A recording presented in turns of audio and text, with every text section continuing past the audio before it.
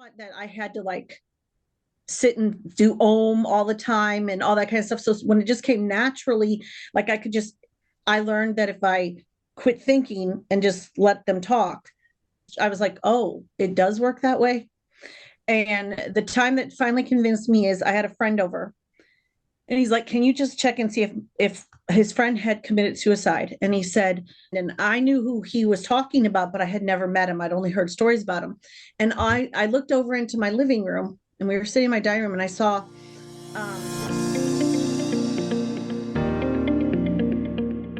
Welcome. My name is Lee Chandler, and I'd like to welcome you to The Wise Old Soul. Now remember, the wise old soul is inside each and every one of us.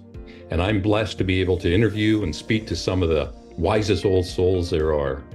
And this evening, I'm going to have the pleasure of speaking with Sandy Feltz, who is a working medium and has a great story for us this evening.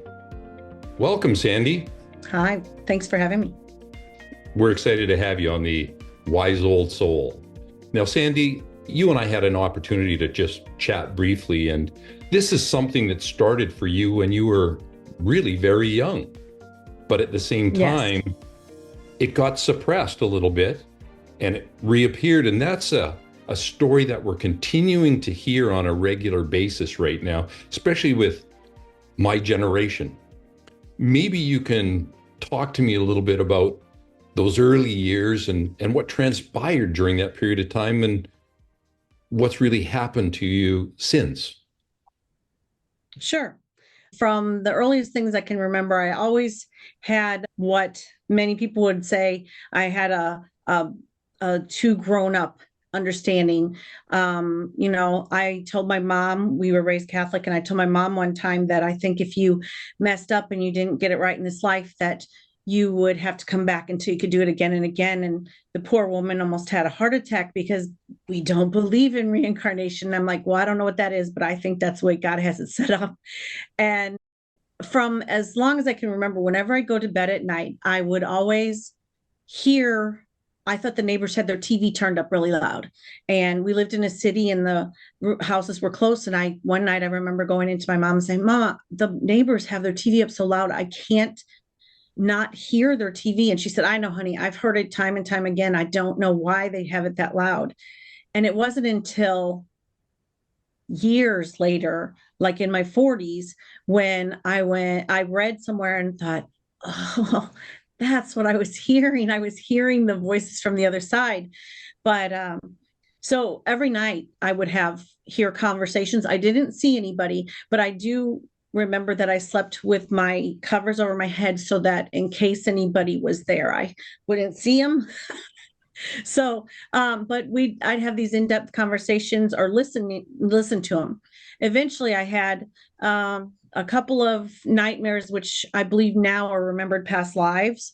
But and I got scared about, I would say around 9 years of age. And I said, I'm not doing this anymore. And at the time, I didn't realize what I was saying I wasn't doing anymore, but it all went away. And I remember I thought the neighbors learned to turn their TV down because I didn't hear the voices anymore. So, but eventually I'd have little snippets throughout my teenage years. Now this is a silly story, sort of, but when my boyfriend was going to go away to college, I was very stressed that he wasn't going to stay with me and all this. And we were sitting in front of my parents' house one night talking about it. And in this tree in my neighbor's yard, my grandpa's face appeared to me and said, would you knock it off? Just relax. It's all going to be fine. And I said to my boyfriend, you're not going to believe this, but my grandpa is in that tree. And he's like, I thought your grandpa was dead. I said, yeah, it's just his face. And believe it or not, he kind of looked at me funny, but he went, okay, cool. What's he saying? And I said, he says it's going to be fine, that we're going to stay together through college and we'll get married someday. And he went, oh, cool. Great. And it'll be 40 years in July. Wow, congratulations. So thank you. My grandpa was correct. Interesting. I can totally relate to what you're saying about things that happen and we get scared. And when we get scared, we run away. And I had something similar when I was about 5 years old, and I just had an uncontrolled crying fest that I could not be consoled. And Oh, wow. it was scary. And all these years until very recently, I thought it was because I was scared. And in reality, it appears more like the guide, the entity was actually leaving, and I didn't want them to leave, and I was so upset about it. Yet I went through decades thinking that I was awfully scared. And Ah, and with understanding that recently, it's allowed me to open up just that much more. So I really appreciate you sharing that story of of being scared. And I think there's a lot of people, Sandy, that have the same challenge, that things have happened, they get scared. We literally close right down and close right up, and things shut down because our guides, those entities that are there to help us, listen to what we have to say. And right, if we're saying, I'm scared and I don't want to hear you, they stop. right. So, They're looking out for you. If you can't handle it, they're like, okay, we'll wait until next time that there's an opportunity. As I got older and we moved away, my mom and I would talk a lot about those kind of things happening. And she's like, well, you've always had good intuition. I could always tell you when my husband's job interviews were going to work out, and I could even tell you how long he'd stay at the company, which didn't always feel comfortable because you go, wow, only 3 years. Okay. But I just thought I'm just taking lucky guesses and getting lucky. And then as my mom uh, got, she got cancer and she was not doing well. And we were talking, my mom and I were talking, and I said, Mom, if at all possible, I would always rush home to watch Montel Williams and Sylvia Brown on her. My mom saw it in St. Louis at 9 o'clock, and I saw it at 3. So she'd always call me and say, "It was a good one today. Sylvia was on. You got to watch it." So I would make sure I got home, got the kids home from school, and we would sit down and watch it. And so when it came to this time for my mom, I said, Mama, if you could do me a favor, we always watched Sylvia Brown. If there's any way you can come back, will you please try? And she said, yes, definitely, I'll try. And it didn't mean anything to me at the time, but later it really come into play. She said, but don't just expect me in the usual ways you would see me or think of me. I'm going to find any way I can to get back to you. And years later, she came to me in definitely a way I would have never thought she would have. And it wasn't until I thought, oh, this can't be my mom. She would never let us do this. And then I heard those voices echo in my head and went, okay, I hear you. Gotcha. Okay.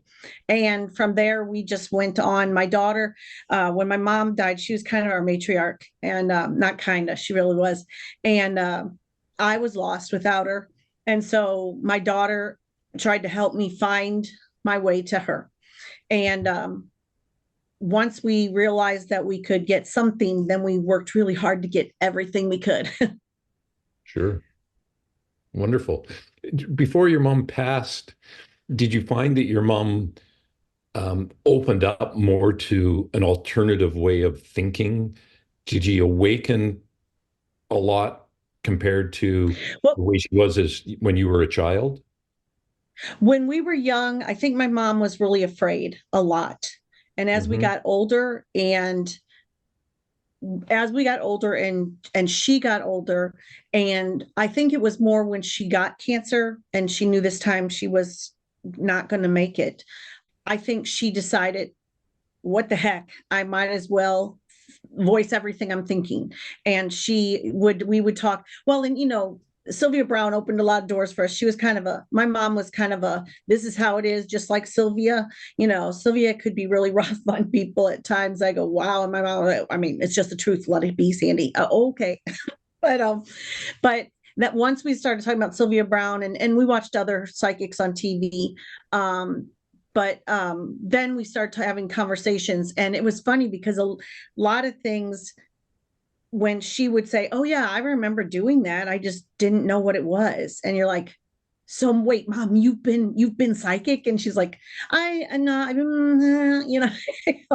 okay. So I think that is a yes, Mom. And but until she got the ceiling fans whirring at my sister-in-law's house, I don't think we realized exactly how powerful she could be. Well, it's nice that you had the opportunity to have that meeting of the minds before she passed. And there was an agreement that she's going to show up. And how that is, you have to use your own intuition, that gut, that wise old soul inside you to allow yourself that opportunity to know that it is her. Well, I questioned it for a while because I don't. When my sister-in-law first called, we had said, "Oh, it's Mom," and we saw signs, and she was going to do the race for a cure with us the next year. She's like, "When I get better, and we're going to do the race for the cure. I've never done it before. We're going to do it." And she didn't make it to the race for the cure. And so when we decided we would do it, and I had some exchange students, so there were 5 of us going, and we all got the shirts, and I thought it was great. It was purple because that was her favorite color. It just so happened our shirts turned out to be purple, and I'm like, yay, that's showing Mom's there. Well, we got out where we parked our car, and this yellow butterfly kept like coming right at my face, and like I was like, what is wrong with that butterfly? And it followed us the entire path. And just when I go, finally, that thing went away. And all of a sudden my daughter goes, "Would you quit swatting at Grandma?" And I'm like, oh my God. Sorry, Mom. Sorry. And that butterfly stayed with us and would flit and go and my grandson was one of the 5, and he was probably 5 at that time. And he kept going, "Hi, Gigi. Hi, Gigi." I was like, oh my gosh. So in essence, that butterfly stayed with us until we got back to the car and we drove off. And it was so sad because I was like, I only realized it was Mom in the last 15 minutes. I could have spent the whole miserably hot morning with her. And so that just started things. I mean, one of my favorite things, and real quick, I'll let you go back to answering questions, or asking questions. Later that spring, that was in September, and then in the spring, I was feeling kind of down. I was like, "Mom, I haven't seen any signs from you. I'm feeling really, pathetic and missing you a lot. And if you could just give me a sign." Well, when I was a little girl, butterflies meant my mom to me. They'd have those little Christmas shops at your school, and I'd always buy her a butterfly pin. And to me, that was my mom. It had purple in it, so that was my mom. Well, I had my daughter, and she was probably 5. So many, many years later, I said to my mom, "I've always thought of you as butterflies." And she goes, "Yes, I know." And she was not happy. And I said, "What?" And she said, I don't know why you would pick a butterfly for me. And I said, "I guess because of the pretty color." She's like, "It's a bug. Who wants to be a bug?" And I was like, oh, and I literally had all 3 of my children, and my daughter was probably 5, and it hurt my feelings so much that she'd been annoyed that I thought, I was like, okay. And then I went, "Well, get over yourself. You're in your 30s, grow up." But so that spring and I kept saying, "I wish I could have a sign." My husband was outside, and we had watered the plants on the porch, and all of a sudden he goes, "Sandy, come here, come here, come here." And I'm like, "What?" And I go out, and there must have been 30 to 40 butterflies all sitting on my porch. They stayed for over an hour. Nice. And I went, okay, this is legit. This is real. Oh my God, thank you. And you could do a lot more of this if you wanted to, Mom. So that butterfly thing, we had some butterflies stay even longer. There were 3 that stayed for hours. And finally, when I kept going outside and checking on them. And then when they were all gone, I was like, oh, I'm always like, yay. Okay. All right. Oh, I need more. Well, I think But that's just it's natural for us, Sandy, that you get a sign, you want another one, yes, and you want yes, another one, and you want to be reinforced. And right, I know I've mentioned it in the podcast before. My experience with my father was very, very strong, but he said to me at the end, he says, "This is it. You will not have this again. It won't happen again." And so there were parameters put on it, and so I've never expected him to show up again, and he hasn't. You know, you can feel the presence of them, but there's been no right. major sign or anything like that. So I think all of us need to recognize that when they cross over, sometimes they'll be there, sometimes they won't. Right. I just think that some people, like, from everything that I've learned from the conversations that I've had in my mediumship things, mediumship sessions, and my with my mom and dad, and all the people that I've been able to speak to, even there, like, this is our hard course. This world is like the crash course of colleges, and on the other side, we still learn lessons. We still have jobs and things to do. It's just not nearly as harsh, stressful, and time is not as much of a burden as it is here. And I've been told that if you want to liken it to, like, you can take an intensive college course. Well, that's when you choose to come to Earth, because that's the hardest course you're going to take. Or you can opt to learn the same lesson. It's just going to take a little bit longer there. And a couple of times I've, like, caught my parents either playing cards with friends, or one time my dad said, we're going to go eat now, go eat with your family, we're busy. And I said, wait, you eat there? And he's like, we don't have to, but we get to enjoy it. And I was like, oh no. And he goes, and no guilt. And he goes, and I can eat all the chocolate I want with nobody telling me no. It's like, now that sounds like heaven to me. Wonderful stories. Your mom's passed, you're in your 30s, and obviously things are starting to happen for you. You're starting to have that intuition start to kick in, that psychic ability. You started to understand that the gifts that we are all blessed with were waking up in you. Yes. And so It how did that started. grow? Well, so my sister-in-law called and said, your mom is here. Every time I yell at your brother or something, the ceiling fan in the family room goes off and nobody's in there. And I was like, oh, all right, sure. Well, my dad passed then, and we were staying with them one weekend, and I witnessed it and was like, it's on. And they're like, nope, it's not. And so I was like, okay, mama, if this is you, make it go faster. And I was like, whoa, okay. So I was all excited. So then my nieces said, well, Aunt Sandy, we talked to grandma on a Ouija board. And I was like, ugh, grandma would never let us even say the word. There's no way. And we were sitting there, and they're like, let us show you. And I was like, surely. The girls were pushing it and everything. And all of a sudden she used, we asked a question, I said, why did you have to die so young? And she said, BC. And I'm like, and everybody's like, oh, see, grandma's not, I don't think it's that easy for her. And I'm like, no, I know what BC is. My mom had a shorthand that she had used as secretarial school, and BC was always because. And I said, because, and she said, if it wasn't me, it would have been one of my babies, and I wouldn't do that to them. Mhm. And so I said, so you mean, she said, I later, we got that much. And finally, my daughter and I came home from that weekend and went, this is real. We've got to find a board. We've got to find a board. Well, we went to beat the Beat Angel where you were, and we got a board. And through many sessions, what she said is at one point, while she was in the middle of fighting her battle, she said she went to sleep one night, and she said they came to her and said, we can go two ways with this, and but if you stay, then we need to know. We can tell you the future if you stay, and we can tell you the future if you go. And she wouldn't tell us what it was, but she said, even when she was on the other side, she said, no, you don't need to know everything, but just know that I took the hit for the rest of my babies. And I said, I don't know what you mean. And she said, I had a full life. I needed to give my babies an opportunity to all have a full life also. And I I was like devastated. But then she said, I have a friend who always said, her mom used to say, well, if it's don't just remember, it's not so bad that it couldn't be worse. And I used to think that was the worst advice anybody could give somebody.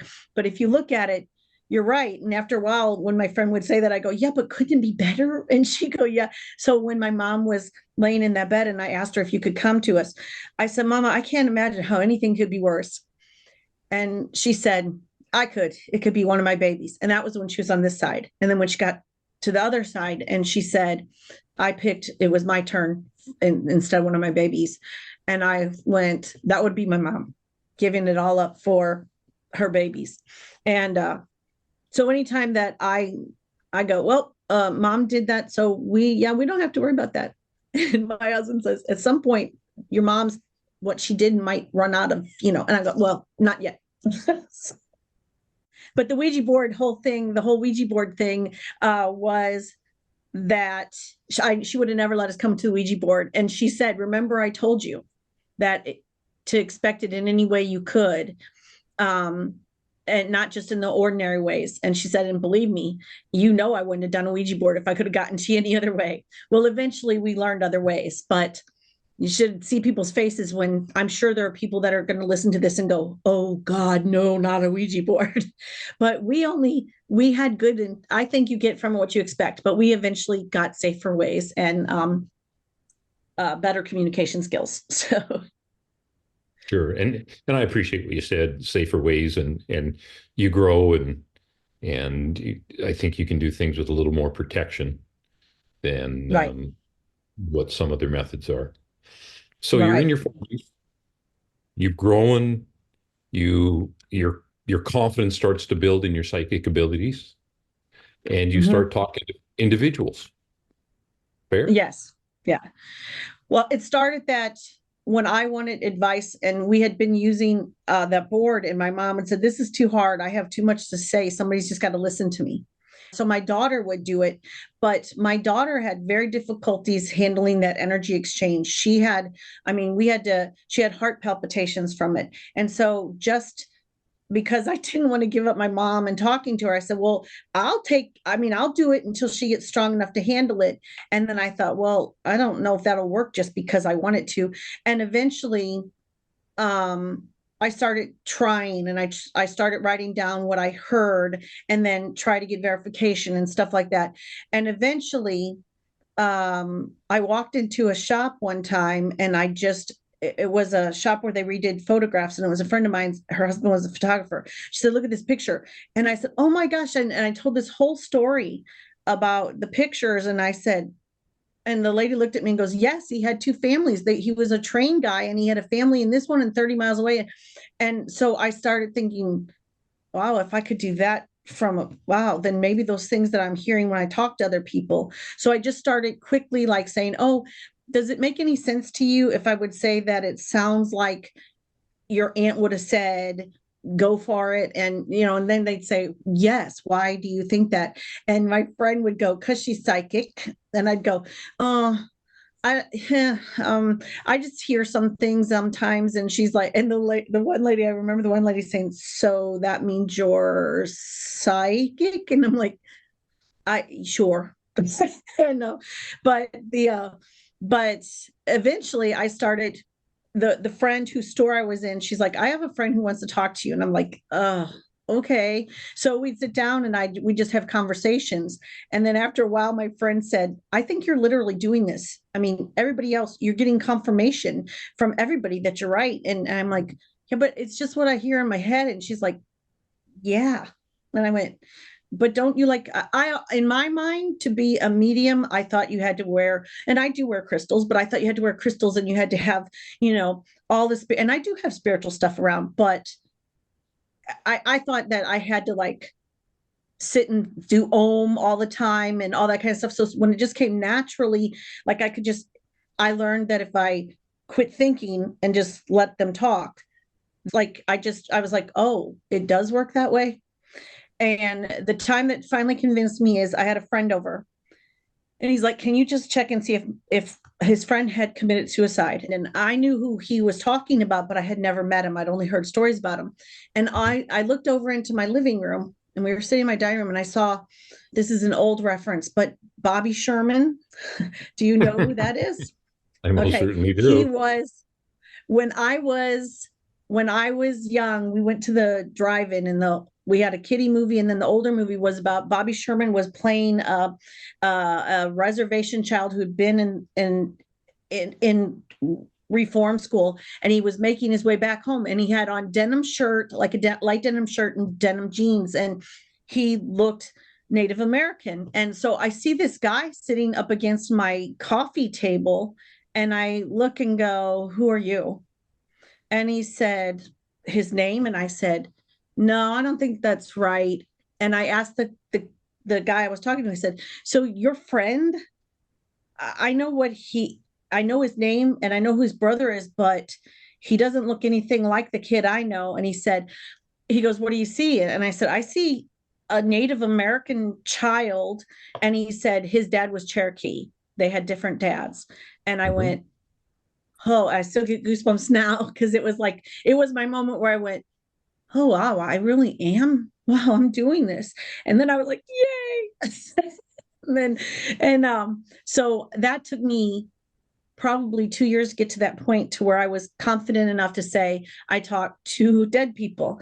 And I don't call them dead, though. I don't like call them dead. I call them crossed over, or, um, I just, dead seems really harsh. If they're still around and they're still giving input, it's kind of rude to say they don't exist. So, Sure. They're vibrating at a different frequency than us, and right, hence they're still there, but not necessarily visible for us. right. And with almost everyone that I've spoken to, whether it's here on the podcast or elsewhere, the one thing that seems to be very consistent with individuals that come on the show and talk to me about their gifts is they get to a point that they say, I think I'm just talking to myself, but I stop thinking and I let it come out. And a good friend of mine, Karn Swain, down in Australia, we have a great conversation on a regular basis about trust. It's all about Yes. trust. And so Yeah. people step out of their own way and they just allow what comes to their mind, they trust it, and the accuracy is just uncanny. And it obviously that seems to have happened for you as well, Sandy. It did. The whole thing is, I started by, when I thought, oh, I can do this, and I had started with meditating like an hour before I talked to anybody, and one day I ran out of time, and I was like, okay, angels, I guess you got this, because I didn't do anything to prepare. I'm so sorry, I didn't mean disrespect. And it was one of the best sessions I had up to that point. And the woman, the woman was like, wow, you just talked to me. And I was like, oh yeah, that's probably one of my lessons to learn. Yeah. And so the whole trust, and even now, I've been doing this for 5, 6, 7, 8 years, and probably more, but 8 years that I was confident in it. And even now, every once in a while I go, oh, I probably okay, well, you guys got this, it's not me. And I feel like that moment when I say that, that's when they finally go, shush, oh, good, finally she'll let us do what we're supposed to be doing. And so a lot of it is learning that I just need to get out of my way of myself and let the process happen. And I think that one of the things that I believe is that all of us have this capability. It's just, it's scary, or we're so used to not leaving this way that we stand in our own way, and we make we're human, we make our own lives more difficult than it needs to be. And that's with every situation. Sure. And I think, you know, there's a certain amount of gaslighting that takes place. And maybe that's a little bit strong, but when we're born, we're told you do this, you do this, you do this, you know, go to school, get good grades, go to university, get good grades, get a good job, get married, have kids, and Right. we kind of buy into that. And I know for me, my life changed dramatically the first time I did a fire walk and walked across burning coals. And Oh, lots of people burnt their feet, and mine didn't. And it was a huge metaphor that it stopped me in my tracks. And I said, wow, what else have I been told in this life? And I believe it. And the fact of the matter is, it's not true necessarily, at least not true for me. It could be true for someone else, but it wasn't true for me. And so since then, I've walked poles half a dozen times. I've never burnt my feet, oh, but it really shifted who I was. And I think that's important for us to continue to find out who we are. But that was my big breakout, to start trusting a little bit more intuition and allowing myself to grow as an individual. And I think that's what people are looking for all the time, is growth. There's more to life right. than what there is. Or I've had bad luck. Well, don't focus on the bad luck. Let's focus on the good. And people start to crack open. But my generation was we had to abide by rules. There were lots of rules. And, I think there's still lots of rules around there, but, we have star seeds showing up with a totally different attitude, and they're very open to certain things. And man, it can be a real different world that's approaching us right now.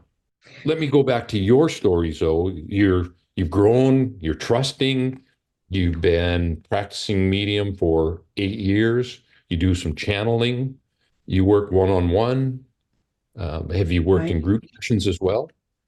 What's kind of funny is I kind of started in group sessions and then worked my way, because when you're talking to people in general and you're just are like, you're all talking and there's a group and then you say, oh, your aunt said this, or I bet it sounds like your aunt would say this, is how I used to say it, like I was just intuitively like guessing at what they would say. And then after a while, one lady said, can we just sit down? And I said, yeah. And she said, I have an issue that my other two friends don't know about. And I said, your cancer diagnosis? And she's like, yes. And I said, I'm not a medical anything, but your grandmother is saying that she will walk with you on this path and that you'll be fine. And you just have to trust your doctors and be your own advocate. And 7 months later, she was done with her treatment. And she said, every time I would get scared, I just remembered that you told me my grandma was with me. And I'm sorry, I veered off, but the point of that is that then I realized that you could help people, not in the medical advice part, but in the reminding people that their babies, their people haven't left them, that they're still there. But so I had done group things because I was at that lady's store and she'd go, I'm gonna have some friends and we'll come in after hours. And so I think when my leap of faith happened, when I went one-on-one with people and went, oh, okay, I can actually say that this is what they're saying. I'm not pretending that I'm just guessing. And so yeah, so I have done, like I said, I started out with groups of 3 to 7, and then but lately a lot of people, like I have sessions with them that last for about an hour, hour and a half sometimes. That's when you can get to the nitty gritty, get down to specific questions they can ask and stuff. And so whatever it takes for somebody to get the comfort and healing that they need, that's what I try to do. I try, whether it's one-on-one, some people are not comfortable seeing you one-on-one, and some people just need the comfort of their friends holding their hands. So however somebody is most comfortable so that they can relax and hear what they need to hear, that's how I can pretty much do it. Yeah. However makes them feel best. You know, a gentleman that I had the privilege of doing seminars with, which would be a familiar name to you, is Dr. Wayne Dyer. And before Wayne passed, we did some seminar work where I was promoting he and other speakers.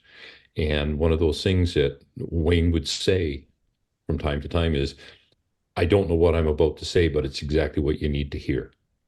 And it was uncanny how many people after his seminar would come up, and I had the privilege of speaking with them, and they'd say, this was the best thing that I've ever listened to, because there's a nugget that he would have said that really clicked and resonated with him.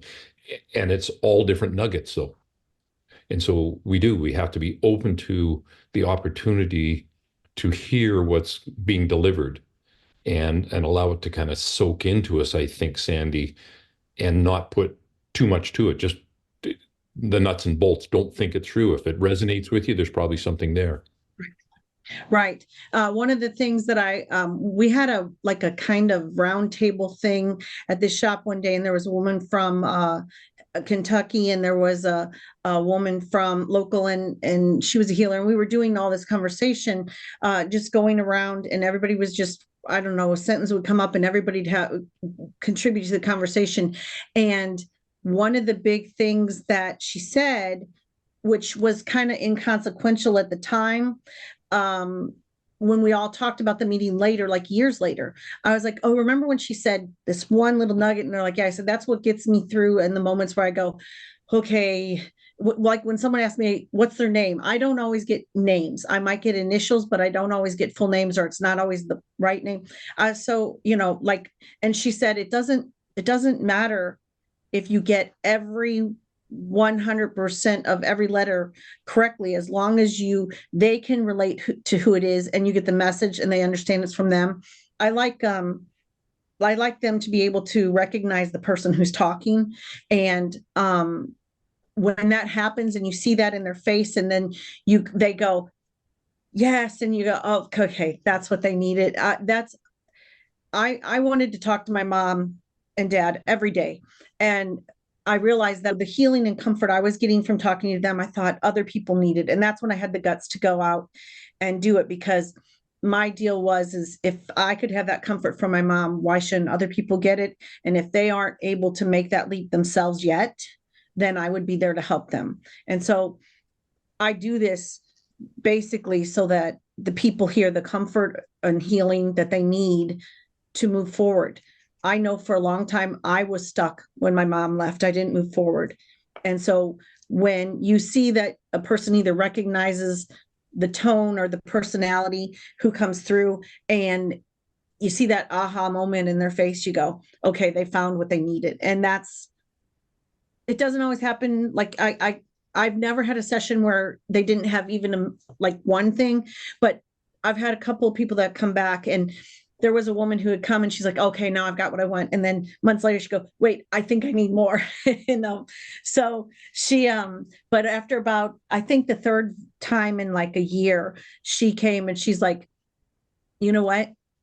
All I do this for is the comfort of knowing that they're still there. She said, I won't call you as often. I'm like, you can call, but just know that you can talk to them on your own. And she'll text me every once in a while, go, I think my grandpa's calling, so I'll be calling you soon. Okay. Yeah. So, and I always tell her, you can talk to your grandpa on your own. She's like, yeah, I like it better when there's a translator. Okay. Sure. Well, I think one of the gifts mediums and psychics, channelers do is they're able to reinforce that for people and allow them to start to trust themselves as well. Right. I think the more people can trust in I think we're on the edge. Everything I hear, I totally believe it. We're on the edge of so many people joining forces, believing in it. And I don't need to be a leader in it, but I'd like to do stuff to help my little corner of the world. The more people that can connect and get that comfort and bring that peace to the world, because I feel like I get peace when I've talked to my mom and dad, even if it's a little bit. So to me, the more people that can do it and more people acknowledge that it's a possibility, I mean, that's just sharing love. That's just sharing love. Sure. Yeah, I think you're right. So today, what's your big takeaway for individuals that may come to see you, maybe to talk to loved ones, but you must also have people that are saying, I know there's more, Sandy. I know there's more to life than just going to work every day and coming home and having dinner and going to bed and on that hamster wheel. What is it that you're hearing, and what advice have you been giving these folks at this time? I have a group that we get together, and I do Reiki also. I've taken my second level. And so we'll get together and we'll do a prayer group together. It's not prayer as in, the name of the Father, Son, Holy Spirit, but we get together and we put all our positive energy and we send it to a problem, a situation, a place, a person. And I think even if you don't have the Reiki training or you don't, but you can always, my biggest thing is show people kindness. And, I think if you're kind, and I know you can't do it every day, the guy that cuts you off or whatever, but it's allowing, if you open your mind up to the idea that there's so much more in life than a paycheck and going to work and doing all that you're supposed to do. And one of my favorite things is in one of the sessions, I heard somebody say, you know what? One of the reasons we're put on this earth is to enjoy life and make life better for others. And I was like, oh, I get the life better for others, but and I do have joy, but I mean, I wasn't thinking that was one of the things we were put here for. And I was like, wow, that is a really great thing for me. Any session that I have, there are so many times that I have a session and I go away feeling guilty going, wow, I got a lot out of that session. I hope they did, because I hear the message and go, oh, okay, I hear that from me too. Yeah. Okay.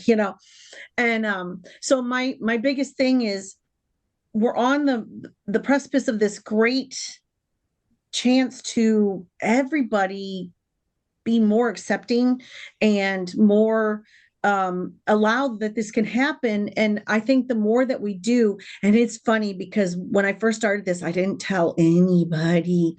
And then I said something to someone, Cynthia, who's at the shop, and I said, yeah, I don't tell anybody that I do this. She's like, why not? I'm like, I don't want them to think I'm a wackadoodle. And she goes, how do you know they're not a wackadoodle? And they're just afraid to bring it up to you. And I went, oh, so you think I'm the one that should put myself out there to bring it up so that other people know it's okay to talk about it? And she's like, you seem bold. And I went, oh, cool. So I do.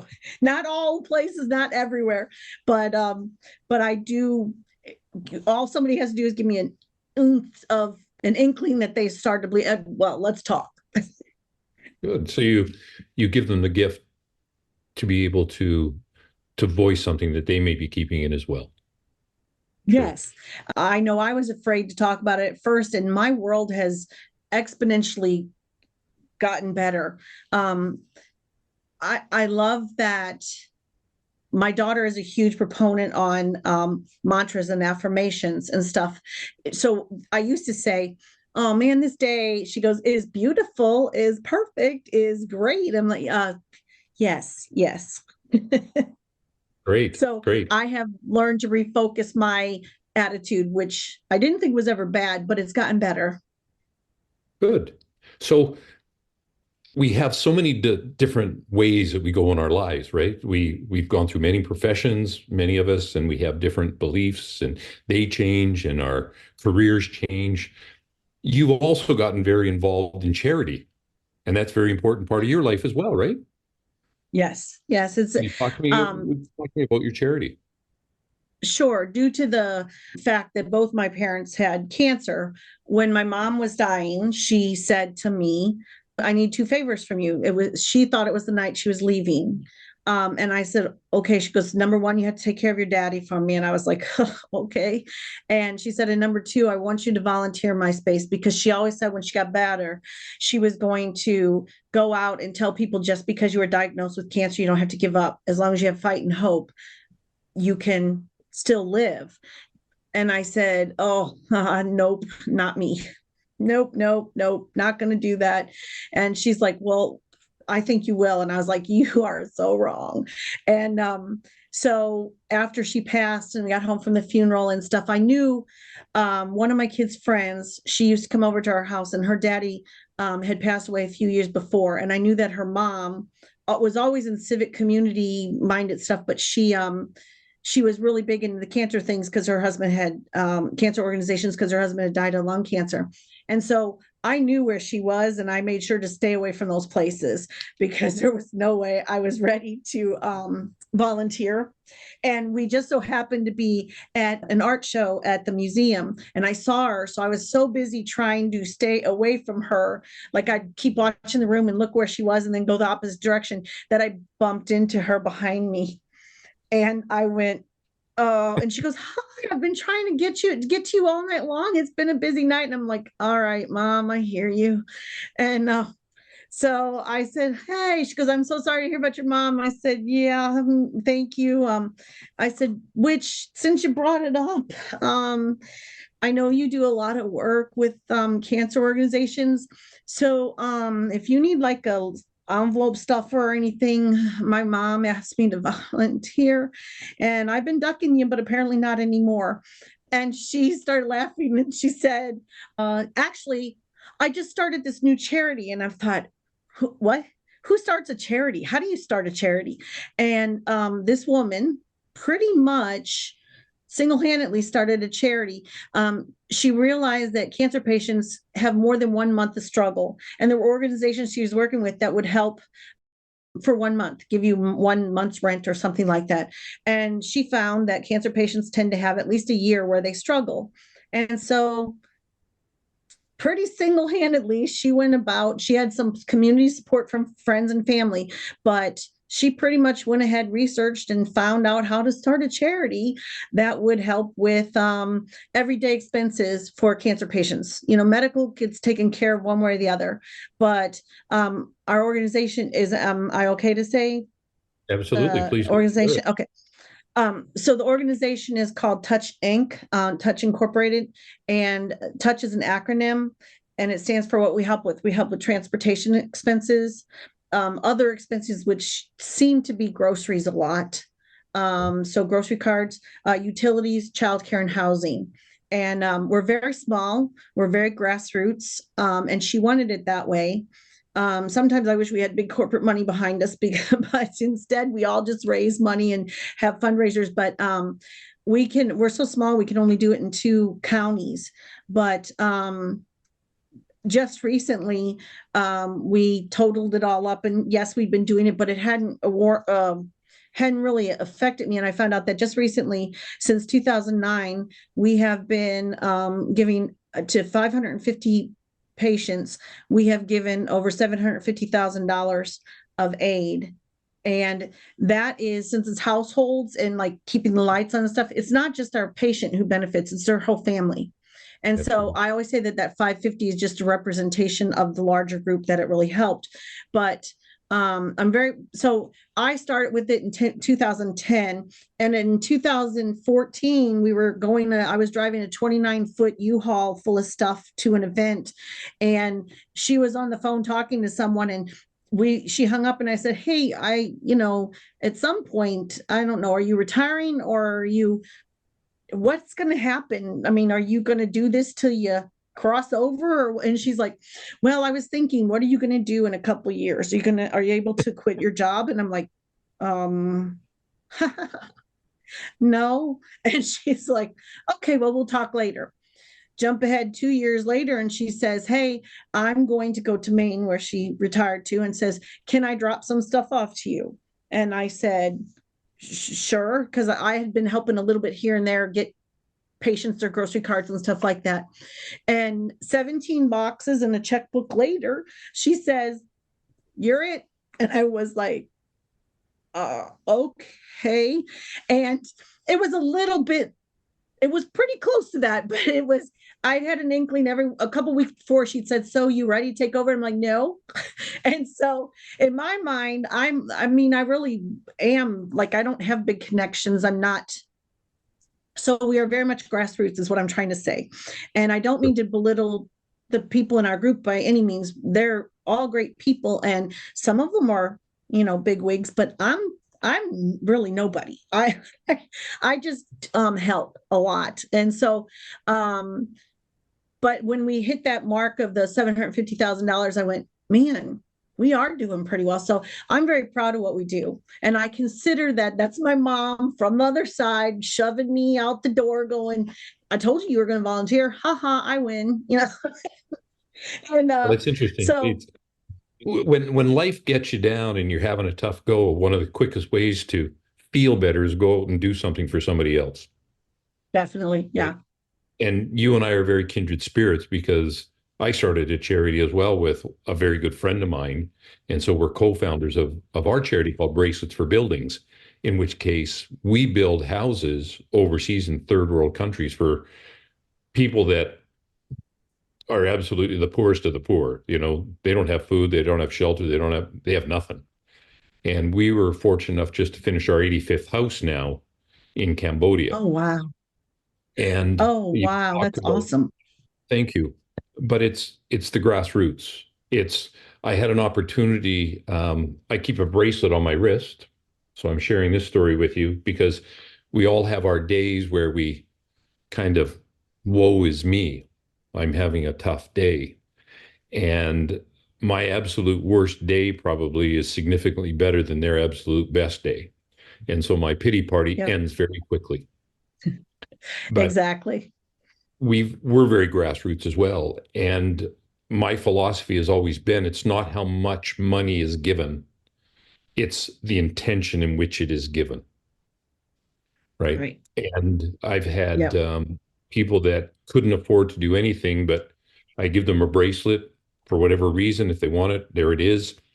And I had a young lady come back that was in one of the airline lounges. And she said, Mr. Chandler, I'd like to give you a donation. And she says, I'm sorry, I wish it were more, but it was $2, right? That Huh. $2 was huge to her and her family. She Right. was a single mom. And so I think it's really important that the word gets out that it's not how much, it's the intention, because that intention has huge energy. And I know Right. your charity will continue to grow and do wonderful things. I thank you for sharing your story. That's wonderful to know. And 550 patients that you've helped, huge, absolutely huge with, two, three, five, seven people that are connected to them. So you're helping thousands of people all the time. And now with your Right. abilities and your gifts that you have, my goodness, you're helping people get in touch with people that have crossed over. You're allowing people to get in touch with their own wise old soul. Yes. You're an incredibly wonderful woman. Thank you so much for all you do. Oh, thank you for allowing me to share. I am, somebody says, are you out of the closet? I'm kind of in the doorway of the closet. But the I always say that what I can do is kind of one of the worst kept secrets in my world, because somebody said, "Oh, who do you not tell?" I said, "Well, I don't like, I don't know." And they said, "Oh, is it not people in your charity?" I'm like, "No, a lot of them no." And they're like, "Well, people you work with?" "No, some of them no." Like they're like, "Who do you not tell?" I said, "It's not that I don't tell. I just, when I get the sign, it's like I don't accost people on the street and say, 'Hey, guess what?'" It's part of me thinks that would be really fun, but I feel like that's almost like you can't ambush somebody, and I wouldn't want somebody to do that if anyway. But but if somebody is telling me their story of, so especially working with cancer patients, if somebody says, "I remember when my mom did," and if I hear something, then I'll ease into it. And so it's a lot of the people that come to me are word of mouth from my friends or somebody who's had a session with me. So I don't advertise, but I find that the people that need me come find me.